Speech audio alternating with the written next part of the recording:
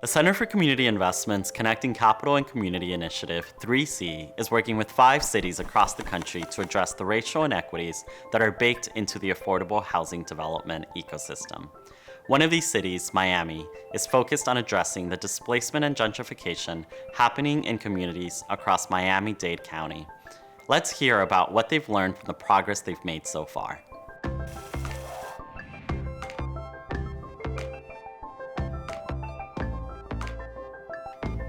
Miami is a top domestic and international tourist destination, and many come and go through Miami every day. But we are not just a tourist destination. As a community, there have been deliberate efforts to diversify our economy. This growth has attracted businesses and investment, contributing to economic prosperity. But only for some. We are facing significant challenges. In addition to being on the front lines of climate change, we've experienced a real estate boom leading to the construction of many high-rise condominiums and commercial spaces. This new inventory is meeting the needs of many transplants, but it has priced lots of locals out of the market, especially Black and brown families.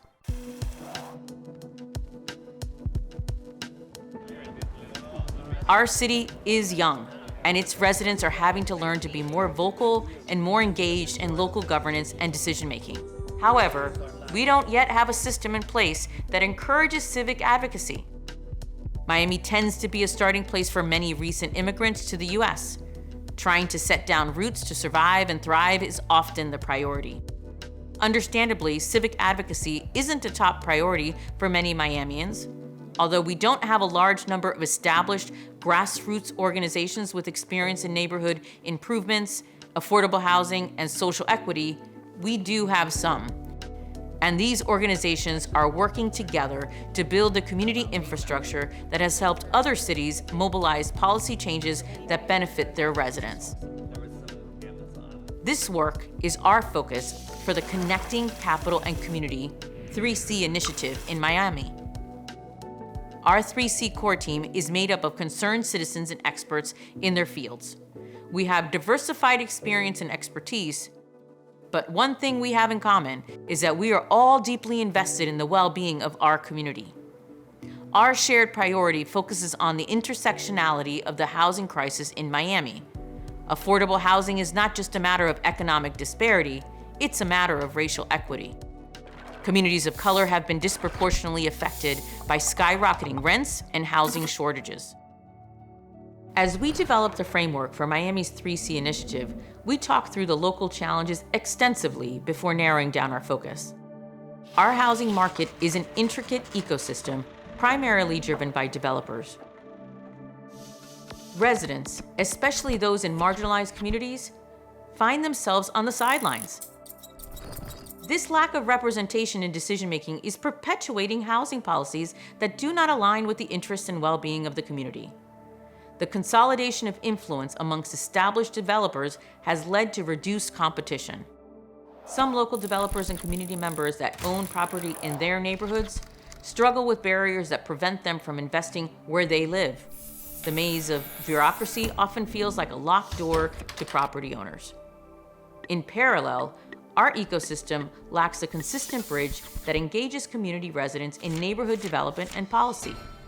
Residents lack trust in the system and don't have the bandwidth to waste their valuable time. Our role is to help residents see the value of getting actively engaged in decision-making processes, ensuring that their voices are heard and their concerns addressed. Only through collaboration and a commitment to serving all stakeholders can Miami's housing market truly flourish in a way that benefits more than just a few.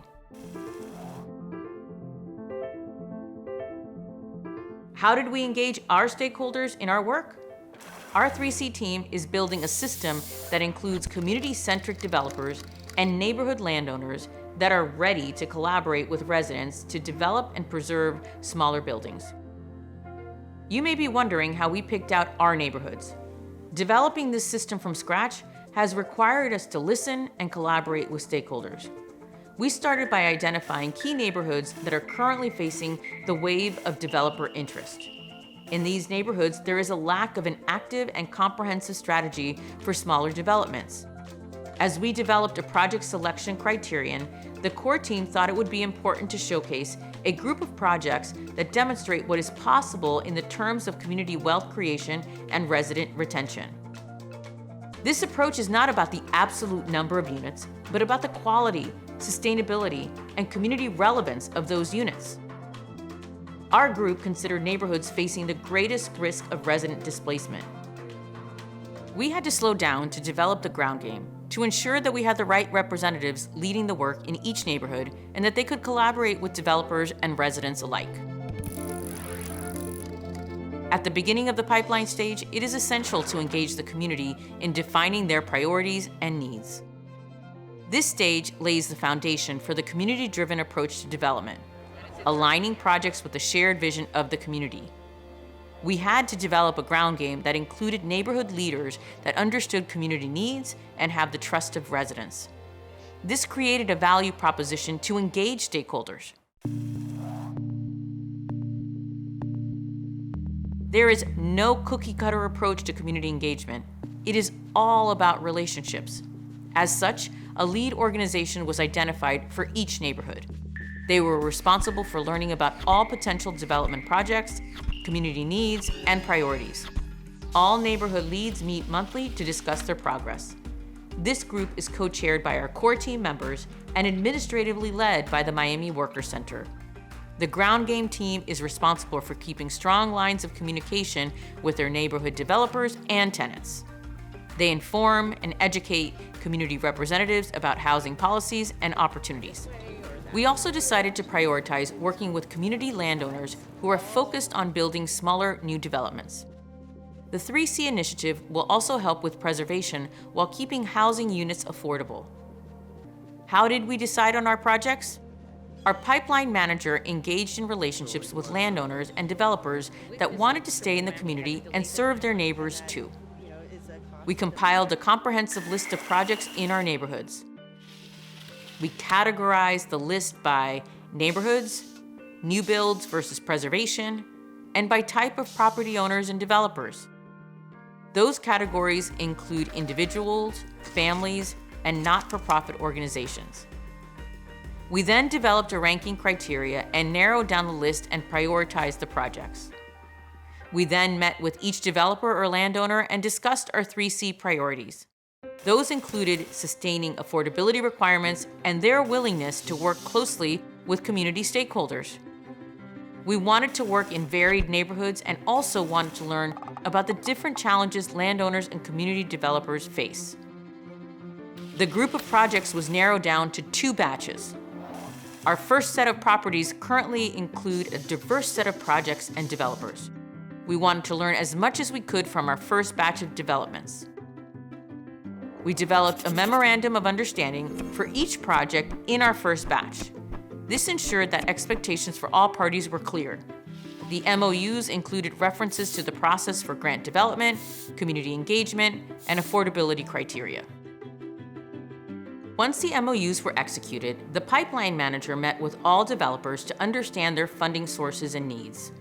The core team developed a framework for financial products that meet community developers at the pre-development stage, where they normally give up. We workshopped the structure of the financial products and debated if the funding should be a grant or a loan, and if it should be drawn down when needed or based upon reimbursement.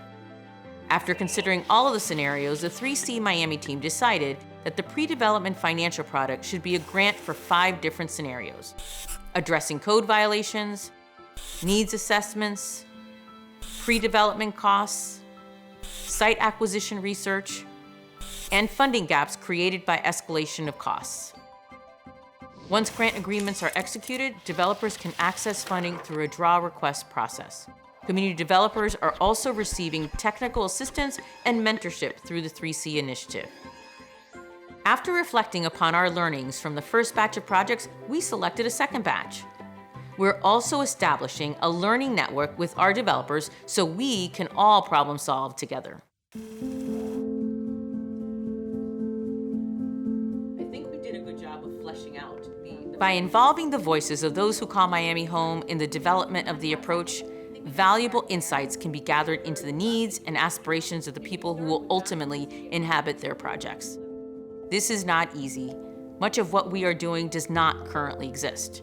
We are creating new systems to complement and interface with old systems that are not currently serving many of our residents. It often feels like we're swimming upstream, but it is what is necessary to demonstrate how it can be done. By actively engaging in community development with transparency, both independent advocates and local developers can foster trust, which ultimately benefits both the community and their own bottom line. Focusing on real-life projects and walking the path with community developers through project completion is not easy. We're facing the challenges with them.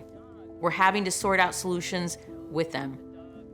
We can see how it can be overwhelming. As we work with this small batch of projects, we are not only doing all we can to help the developers through the process, we are also learning. We are documenting our challenges and forcing ourselves to think through how our policies and processes should change to make things easier. Creating meaningful change in affordable housing and racial equity is not an overnight endeavor. It is a journey filled with challenges, but progress can be achieved by actively engaging with the community, demonstrating commitment, and showing signs of development progress step by step. Our approach can be the catalyst for diversifying affordable housing and creating sustainable, community-focused developments. By showing what's possible through our first batch of projects, developers, community advocates, and residents can pave the way for new housing strategies that prioritize racial equity, community development, and the well-being of all Miami residents.